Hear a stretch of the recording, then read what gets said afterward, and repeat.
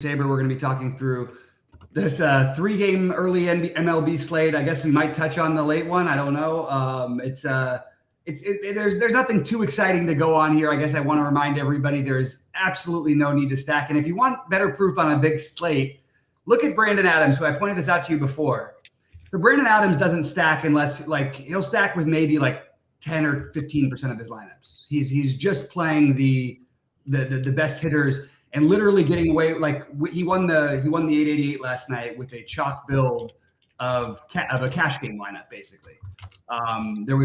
They had two players from the Yankees and nobody else from any at the same, or one of their two-man, I think maybe was in there. But nobody more than two from any lineup. I looked at all of his lineups, and 9 out of 11 of them, the only team he fully stacked was the Braves, and he did it twice. So he seems like and I've been watching Brandon Adams lineups over and over again, and just trying to see what he's thinking exactly. And really, that appears to be what he's doing. It looks like he's playing different variations of cash game lineups that have no stacking involved at all. And I just thought that was interesting. It's always interesting when things are different. And on these tiny slates, you certainly don't need to stack. You could take hitters against your pitcher. You're going to have mega chalk here on this early slate. So I know, Sheets, you like to stick to your 5-man no matter what. I totally get it. But I am throwing out there that, in general, I don't think that you need to go out of your way to try to make sure you only have a five. Let me correct that comment for a second. So I don't like to stack 5 or 4 no matter what. What I suggest though is that if running the projections and running the sims and running the lineup builders, I'm getting 5-man stacks, I'm not going to intentionally reduce the exposure. If it turns out I get the 4-mans and 3 or whatever, then I'll live with it. And when you get to the 2 and 3 game slates, you're by nature going to get a lot more of the non-traditional looks or whatever. The other thing I want to go over, not go over too much, but yesterday, I think I did. Yeah, I cashed in the got really, really lucky. I got 26th in the 888 for however much money that was. And the reason I got lucky, well, I was at the Yankee game, so I played a bunch of I did play Soto, and I didn't play Judge, the other guys. I played Volpe, whatever, but I got many extra innings out of the Orioles, so I was able to get. Same here. I had the exact same thing happen. I cashed in the 888. I don't play it most days these days, and I cashed with my very fortunate Orioles stack. So just to show you what those looked like. So yeah, a couple good lineups I'll show from this. This was my 888 thing. It's Sale and Paddock. Just dude, the complete revitalization of Chris Paddock, huh? It's kind of crazy. Yeah. And Sale Revenge, just in fine style. He actually got luck. He got out of that first inning. He got out of every jam in every single inning. Yeah. And then again, we just got a couple more innings at Orioles, which was good. And then also in the earlier slate, I did okay with something in the single entry. Yeah, I got 6 in the single entry, which was really good. Even though BB was not the best, to say the least. Ended up with I got the 41 piece out of the cease in that game. So that was And then and excuse me, 1%, the greatest hitter of all time. How do you make the greatest hitter of all time hitting leadoff 1%? How does it happen? Bryce Turang. Man, seriously. I know. I swear, the next time, every lineup you have, every time you play Turang, I feel like no matter what, he does something. Well, excuse me, correct me if my information was inaccurate, but when we were talking through the slate, you just said, "Wow, you're gonna have Turang hitting first or something like that." Well, it's so. It was it was like a no game slate, and he was 1% on leadoff. Who's 1% on leadoff? I guess everybody was afraid of Brady Singer now. See, it goes both ways. Now that people are going to be afraid of him, now you could play against him. Yeah. Well, how was the Yankee game, by the way, last night? You know what? What are the odds that I've been to 2 Yankee games this year, and they've both been Carlos Rodon. He was fine. Listen, it was a much better game because they were against the Astros, so listen, the Yankees, they were getting into it. They were doing the FL Tuve chants like quite vociferously. And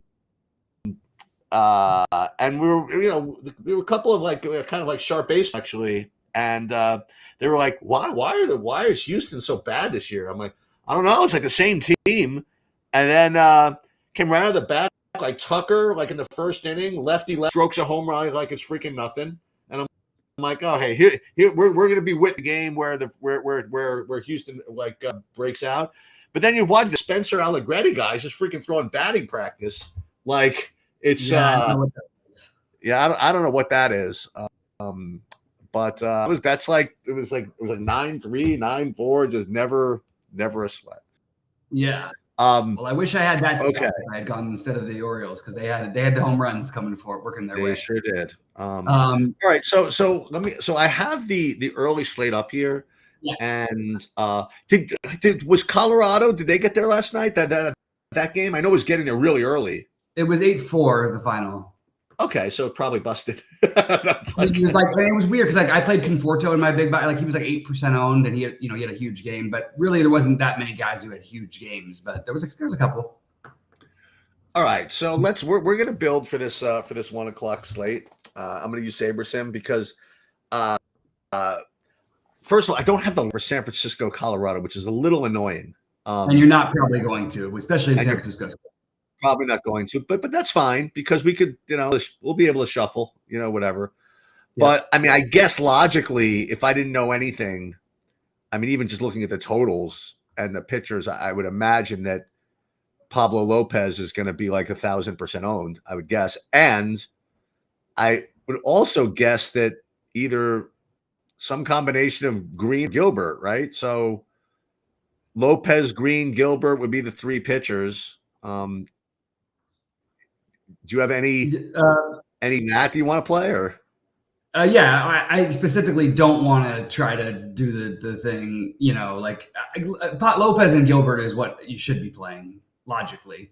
But we're not going to. I might do it like in a lineup or something, but like it's probably the right thing to do. I actually like getting to Arizona against Hunter Green. Okay, all right.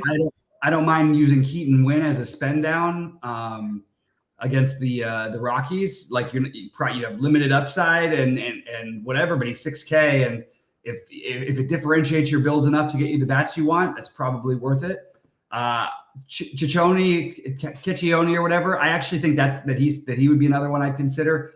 I think you consider all of them, to be honest with you. I think you even throw some Quantrill in there. Like literally, I really don't think that there's any real stand to take on pitching that's going to be contrarian, except for I think playing Keaton Wynn is the one that I can stomach the best, I guess, is the best way to put it. Keaton Wynn or Ciccione or whatever. I can never pronounce his name right. But I think that like Lopez is going to be the highest owned. I think Gilbert is like, these are two of the better pitchers in baseball. I mean, for my money, Gilbert is every bit as good of a play as Lopez is. But we're playing on DraftKings, so we're gonna have to play two of them. I am trying to avoid Hunter Green and just hoping that because I like the Arizona side of things, and I think that's just the way that I'm gonna probably go. Just because you're gonna get at least slightly lower ownership on them than you will some other spots. And I think that it's really worth it, even whether you're playing them or not. I think you really have to try to take a bat against against these guys, because you're going to have sub 10% ownership on at least some players from Seattle, Minnesota.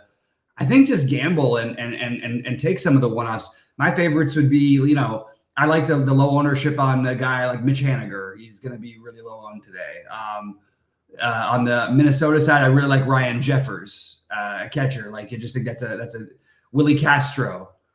These are just some one-off plays that I think that you just sort of balance out your whatever kind of build you're making. And I could care less about correlation on this slate. I just really don't care.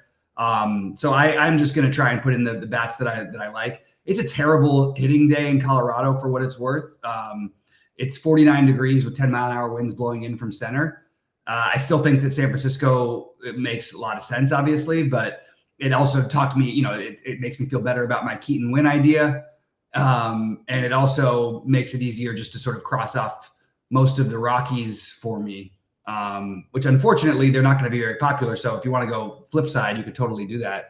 But yeah, there's going to be no stacking involved in any of my lineups today whatsoever. So I'm curious to see what it gives you with SaberSim. Well, partly it's going to give you that because they automatically set the correlation factor to the highest thing in baseball. So that's the only thing I don't know if we'll look, but I don't know if it'll for a in a smaller slate. We'll take a look in a second. But before I do is I want to run my ownership comparison for the golf because it is I really am interested in that in general. Yeah. Then I'll see how close my stuff was to actual. And then in the meanwhile, like I said, let's just build here. Let's just see what it is. So I uploaded the whatevers, and so it starts at 6 today, as opposed to usually starts at 8, doesn't it? Yeah. Sorry. I got a lot less. What starts at 6? The correlation, the default. Oh, it started at 6. That's yeah. I would have it at 1, but.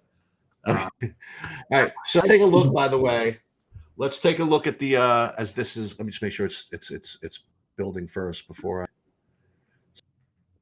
Still says sorting. I don't know what that means. Oh, so here's the golf results for today for the sand trap. You'll see here in B is my projected ownership, and then you'll go to this is the actual percent drafted. So these are like the top misses. Okay, so this is what I like to look at. Really not bad. I mean, this is pretty strong by me by the crew this time because usually you'll find like a couple of like guys we missed by like 10% or something like that somehow, but not this time. We caught most of them. The farthest off I was Cameron Young at 16. It was up to like 22, but everybody else was like within the range of kind of outcomes here. So that's good. People went a little bit more with Wyndham Clark. And the other thing I'm going to do is I'm going to compare, I guess, to the sand trap as well to see.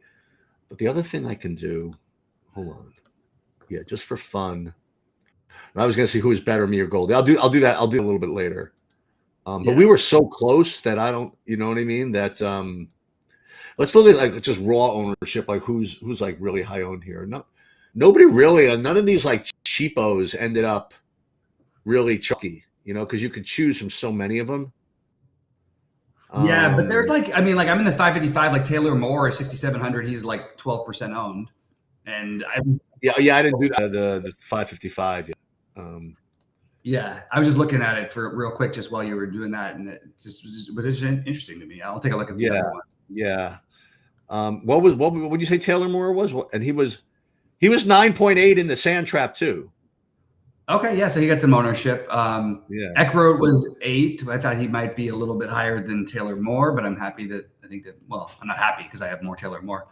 Nobody played Fitz like that. Nobody played Tom Kim. Eckroat was 7.7 in the sand trap. Nobody played Nick Taylor, by the way, and hardly anybody. They really didn't. Nobody played him at all. Fleetwood got only 10% ownership after the SaberSim was trying to convince me that he was going to be 30% owned, and everybody else was trying to convince me that he wasn't. Okay, so we ran our normal builds without doing anything else, and right off the bat they show you a big old 5-3 like it's nothing, right? Yeah. The Arizona Cincy, a big old game stack of Arizona Cincy, right at the top of the list there. But let's just see what it would look like. Again, this is important because that game is like there's weather in that game. So maybe I have to take back what I said almost because there's like a serious there's a chance that there's some real issues there. In the Cincinnati Arizona game? Yeah, it seems to be raining all day, but not necessarily that horrible. Ross got it as he said solid yellow, but he says he's not entirely sure how they'll get the game in. So this is interesting to me. So right now I'd be getting literally 0 Colorado and 0 Seattle. I'm not convinced of why that would be. I wonder if I'm missing projections here. Let's just see. I think that's possible. Well, just because you're going to end up with they'll probably giving you 100% Lopez. That's probably why.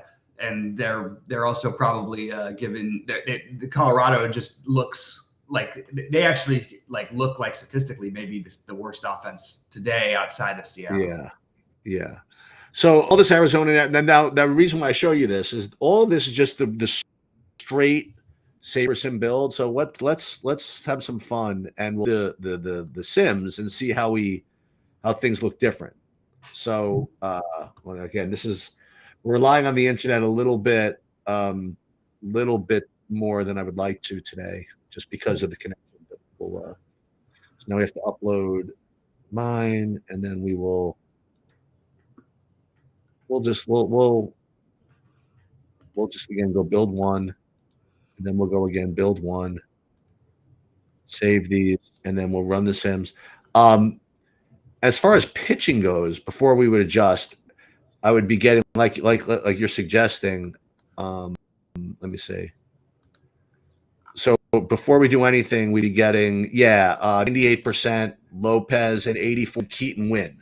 That would be that's why you got the Colorado. There you go. That would be the chalk build. So now, the most popular build. So let me just wait for the relay throw or whatever to launch here. I mean, I can do the Grand Slam, but I want to wait for the other one to get in there. Okay, so in the throw, when you apply the contest Sims, you're actually getting, or now you're getting these Giants. So 73% Cincy, and now 68 Giants and Colorado. So those are the three teams that you're getting most of, and some Arizona as well, and very little Minnesota, Seattle. And as far as the pitching goes, I would imagine still like 1,000,000,000%. Yeah. So there, the chart, is the Lopez green. So it's interesting depending on how you want to do it. Like if you think green's going to be really popular, you could go with all those Arizona stacks, which I think makes some sense. Mm-hmm. I personally just like, I think I'm going to mainly play players from that game. I just want to give like a quick, so if you're going to play player, I'm going to take back my love for the Mitch Haniger or whatever the righties are. I would play the lefties if I played anything from the Seattle Minnesota game. And you saw it yesterday with the guy who I used as I played both pitchers from that game. I played Kirby. Kirby is not as good a pitcher as Gilbert, but there is some similarities there. Gilbert's got better swing and might miss stuff for sure. The one thing that's interesting is that he had 3 solo home runs, you know what I mean? And that's how you get to Kirby. Now, I think picking out some left-handed Twins bats would make some sense today. I just want to throw, again, I said Jeffers earlier, but because the wind's blowing in 12 miles an hour from left field, I would probably rather go with like the Larnachs, the Kepler, the Julien plays than I would the others. And on the Seattle side, it's really Cal Raleigh. If you're going to play any of the hitters, Josh Rojas and Jorge Polanco as the ones you would consider over there, just because I mean, just for me, because I'm trying to pick out one maybe home run or just extra base hit. Even it's just harder to hit into that wind. The only game that doesn't really have any negative weather outside of the fact that the game is in danger of not playing would be the Cincinnati game. So I think Cincinnati and Arizona makes the most sense to use the most players, but I do think that you should try to find a way to get to whether it be one of the Twins or Mariners bats, or potentially if you're not using Keaton Win, I think you're going to get low ownership on these Rockies for what it's worth. So those would be my takes. Can you imagine actually getting low ownership on anything in Coors on a 3-game slate? I mean, seriously, against the non-stud pitcher. And I'm looking now. I mean, looking now, it seems like they update, things change or whatever. It looks like now they're getting some ownership. The Rockies are getting a little bit more, but still, like you've got some guys who are, Jake Cave is not going to be on more than 10, 12%. There's guys in there. It's really going to be differentiating. And it should go without saying, there is absolutely no reason. Well, there's really never a reason in baseball, but you have no need at all to spend all your money today. Like you really, really don't need to try to go out of your way to spend your whole salary. Right. Yeah. Meanwhile, we didn't talk about. I mean, I was experiencing sort of from my phone, and it was buzzing around Yankee Stadium. What was with that Nick game yesterday? I mean, like Brunson disappears. Well, no, he got hurt. nobody knows, but nobody knew. Like apparently, like there was no footage of the injury. Yeah, there was. I watched it all. You sure? Yeah, positive. I watched the game. They showed. In the Twitter, they were saying there was no footage of the injury. No, they were reporting a hand, then they were reporting a foot, and the announcers weren't saying anything. Like it was like it took. What I was reading on Twitter, there was literally no information until halftime. Oh, that's weird. Yeah, I mean, from you could see what happened to me. Like it looked clearly like it was either some sort of a hamstring or something when he was trying to go side to side. It wasn't like a contact play. It wasn't like there was an injury play that happened. It's just something that happens when when occasionally you jerk the wrong way a little bit. And that's what happened. And the truth is, I'll just tell you this right now, as Knicks fans, be ready for more and more injuries to keep coming up because of course. You cannot play like this. You can't play 47 minutes against a team who's literally trying to wear you out. Yes. It's going to happen. I mean, by the way, it happened to Anunoby also. He got that's why Anunoby had to come out of the game because he pulled his I don't remember which was a calf injury. But they even said just like, he strained his calf. So he was immediately announced he couldn't come back in from a strained calf. The only reason these guys' bodies are just it's just hard to take that kind of punishment over and over again. Anyway, you have any thoughts? You have any thoughts on NBA while we're here? Yeah, I would love to. I mean, so I really felt like going into this series with Dallas and OKC that, I mean, it just looks like OKC has just too many guys. You know what I mean? Like just to keep up with even for Dallas. But I think if they're going to if they're going to steal a game on the road in this series, the bet would be to try to do it today. We always talk about these game 2 things. Yeah. Unless Luka can do something. I mean, Luka is Daniel Gafford was the highest scoring Maverick in the last game, fantasy wise, just for what it's worth. Really? Yeah. And Luka didn't even score 40 fantasy points.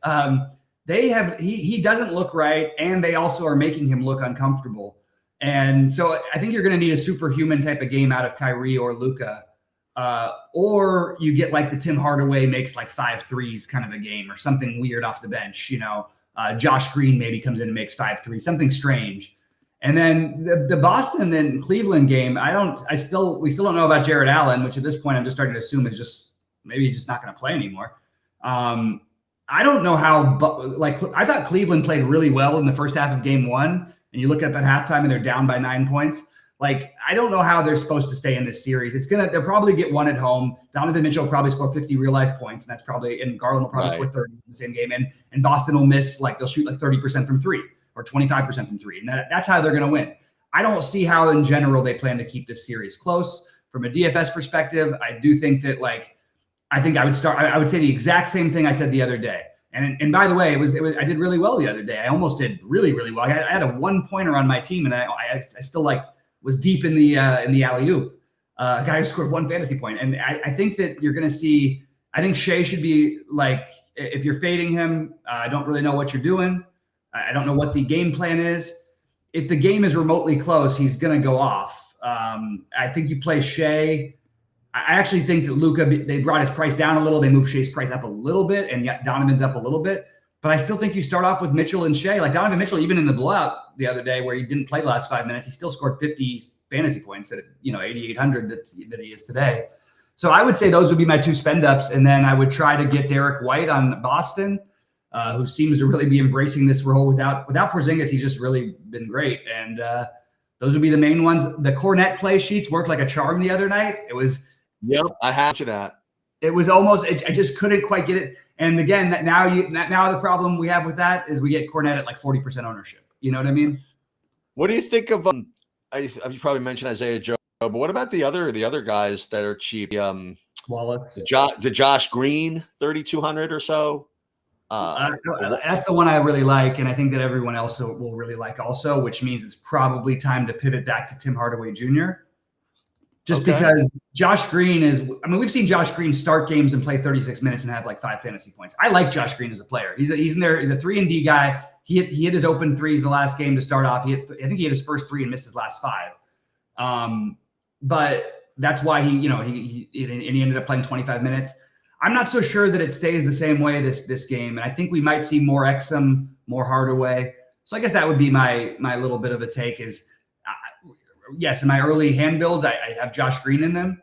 I think that as I go through the day, I'm going to try to get more exposure to, hey, let's hope Hardaway gets hot, or maybe they have Exum out there because they're really having a hard time guarding Shea. The part of the problem is Dallas has to have some Green, Derek Jones, Dante Exum. They need multiple of these guys out there because they can't guard Shea at all. Kyrie can try. Kyrie actually is playing better defense than I thought, but Kyrie and Luka just can't guard him in general. So I think they're going to need, and he also draws so many fouls, you don't really want those guys guarding him.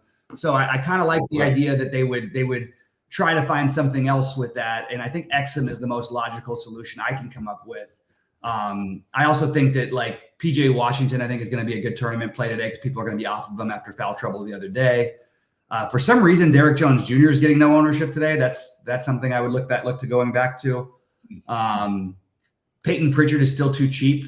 These are just sort of general thoughts I have. I don't know why he's 40. He probably should have been a little bit higher. I think that Max Struss is going to be under-owned, and he's a guy who can shoot himself into a big game. And Cleveland, if I had any faith in their coach, they would do something to change things up a little bit. I don't have a lot of faith in him. I don't really understand why Mosley is considered this great coach because they got a 4 seed in the worst East. This conference is so garbage, it's ridiculous. Honestly, these teams would just none of these teams are making the playoffs in the West. Cleveland probably would have been a play-in team. Right. Maybe that's about it. I don't know. It just feels like a very different. I don't think Indiana would have made it in the West. They probably have been a play-in team as well. Sort of like the New Orleans. I don't think New Orleans is any worse than these teams are, basically. But the Cleveland side is going to be the part to figure out because they're going to be the lowest owned side, I think, on this slate, and they have the most upside in the sense that everybody at their prices would probably you'd probably need 3 or 4 guys to just smash in order to beat the Celtics in Boston. So that's a strategy that you stack and pray. That's probably the best way to look at it. But I mean, I'm not going to do that with all my lineups, but I'm certainly going to try to get the Mitchell, Garland with running it back with maybe Brown and White, and then using a piece of value, something like that. That's just going to get you a little bit different because people are not going to be stacking that. They're going to be trying to play Shea as they should. But if you can try to find a Shea lineup with a little bit of a mini game stack from Boston, Cleveland, I think that's sort of a good route to go. And guys, we don't know for sure about being live later at 6 Eastern. I'm going to try to do it. I've got some scheduling conflicts, but if I can do it, I will. Let's take a look and see what the slate looks like. The MLB slate. I'll just literally run something. Well, let's see what are the games here. So let's see the pitchers of this game in the slate. You have Sonny Gray. You have 4 guys that are projected pretty close. You have Sonny Gray projected the best, and then kind of a tie between Detmers, Lively, and Waka. Then you have. So, what do you think of what Eric Fetty's been doing this year? I never think anything of Eric. I don't think there's anything with Eric Fetty. Okay. I think he had some favorable matchups and pitched well. What did he get? What was he giving up? He had the 111 strikeout game against Minnesota when they had literally basically minor league players in there. Okay. But I mean, look, it is interesting because I think he's one of the worst pitchers in baseball. You still think so? Yeah, I don't. Okay, maybe he's no longer the worst. Maybe he's changed some things. I haven't dug deep enough into it to have any real chance. I would never play him against Cleveland anyway. Okay. Yeah, no, it's interesting. I don't know what to do with it, to be honest with you. It is weird to me when guys like that who have been around a little bit and just been terrible and don't throw hard, what are they doing that's getting away? And Ben Lively on the other side, he hasn't been around as long, but he's been good in that game. And I think that the best, if you're going to take a stack to try to get different with, man, nobody likes stacking the White Sox up. Maybe that's something you could do to get a little bit different. You know what I mean? Again, you don't need to stack, but you're going to get 1,000,000% ownership on the Royals. I do think you'll get on the Angels. I think it's going to be a little bit lower. So I think that maybe you could talk yourself into some Angels. They're also super cheap in some spots. Basically, whoever they play, they're going to have one expensive bat and the rest of them super cheap. And then the St. Louis Milwaukee game, where Tobias Myers is getting an awful lot of respect. with just a 4 implied run total against him. And I guess Tobias Myers. I said Tyler Myers. I don't know how long he's even going to go into the game. He's been doing he had the 1 5-inning start, but then he also he had a 4, then 2 and 3. And I don't know how long he'll pitch. So I guess they're just rating it as a bullpen game, and that's why St. Louis doesn't look better. But St. Louis has looked too good all year long, and they've been awful. They literally, I don't know how many times St. Louis has been stacked this year, and I'm sure it hasn't worked once. You know what I mean? Including by me, the one millionaire or the 250,000 tournament for $1,500 entry. Of course, I played St. Louis thinking I was cute, and realized I wasn't. Not only was it not cute that everybody played them, they also were terrible, and they just are. They're not. This offense has just done nothing until further notice. So. But yeah, I would say again, no, you don't need to stack. If you did, I think that the White Sox are the most interesting, because they'll be low owned. And if you wanted to try and attack Sonny Gray, that would probably be the next most. Or sorry, the Brewers will be the lowest owned.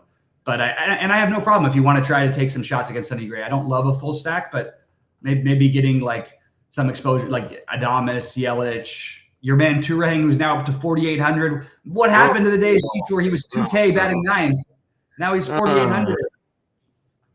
Oh, he's just too good. Just too good. Yeah, but I doubt. What is Bryce Turang's MVP props? Probably not that great. I don't think there's any way that'll happen, but I guess it's possible. No, it's not. Why not? It's possible because he's getting that nice of Cole Reagans. That's the thing. Yeah, but then to win the Cy Young and the MVP in the same year is tough. So, yeah, it's so funny how things work with everything. There was somebody in the Roto Grinders chat the other day when I was watching one of their shows, and this guy was going off about how the Dodgers are so overrated. Look at them. Look at and then he starts writing the Yankees score more runs, the Orioles score more runs, the Braves score more runs. And I look at the numbers, I'm like, no, they don't. They don't. But they hit more home runs. They hit more home runs. No, they don't. Well, they don't. They don't. More extra bases? Nope, they don't. And even stolen bases. Yes, they steal a few more bases, but if you just take Ohtani and Betts, those two guys are, they're right up there. So it was just every argument against them. It just doesn't make sense. Anyway, I just thought it was kind of and as we'll get to later, in 5 months, none of it's going to matter in the playoffs. None of it's it probably won't. Although I'm starting to more believe that this is going to be just a tough team to get through. I think they're so loaded, man. It's the 3 out of 5 series should just go away. It shouldn't exist anymore in baseball. But man, the playoffs, I don't know. The playoffs are a joke in baseball anyway, whatever. But I like watching this Dodger team play, and I'm ready to see. I said about a week ago that they were going to go on a huge winning streak at some point this year that people are going to be like, oh my God. And they've won 7 in a row since then. So maybe we're starting it. Your Yankees, it's if not, I don't know if listen, the Gill, Rodon, Schmidt, who's the fourth? I don't remember if it was that. Right now, I don't know who it is. But Cortez. Oh yeah. Well, you can always get starters at the deadline. I mean, the Red Sox when they won the World Series. And I hear Cole's going to be back. But I think first week of June. I think. Yeah, you get Cole back. That's obviously a big one. But I mean, you look at it. The Red Sox won the World Series in 2018, and 3 of their 4 starting pitchers they used in the postseason, of their 4 starters, they got at the All-Star break, and 2 of their top 3 relievers. So if you have a competitive team, you can always find at least adequate starting pitching and potentially very good starting pitching at the All-Star. Maybe Brady Singer ends up on the Yankees if the Royals hit the skids a little bit. So I'm going to be doing my again 3 MMA videos this week. The best plays in DFS video will go out today. Then we'll do a betting breakdown, and then we'll do Saturday morning. Probably do the lineup construction. And again, as I mentioned, I'm at that final round of the Lyle thing. We're playing from 40 down to 15, and unfortunately, they made this card. Well, they make this card. The way this card is shaping up, it's really really good GPP card. There's a lot of good high upside underdogs you can play, whatever, which is making that live final thing very, very difficult. There's basically like 14 lineups I can choose from. I mean, I built, like, you know what I mean? Like, I know which fights I want to target. I know what I want to do, but I just don't know exactly how I'm going to do it.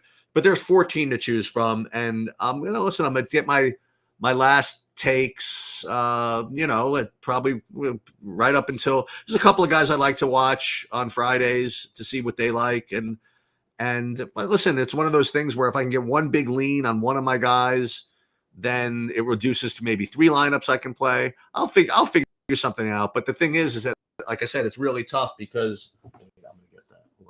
Hello. Hey, Michelle. All right.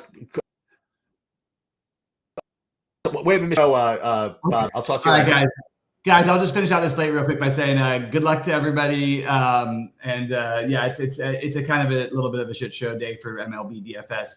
Again, going to try to do something live for NBA later. Not sure exactly what time. We'll probably be around 6 Eastern. But we did sort of touch on a few things in this video. Anyway, we were just sort of messing around. Please hit the like, and we appreciate you guys hanging out with us. I'll be in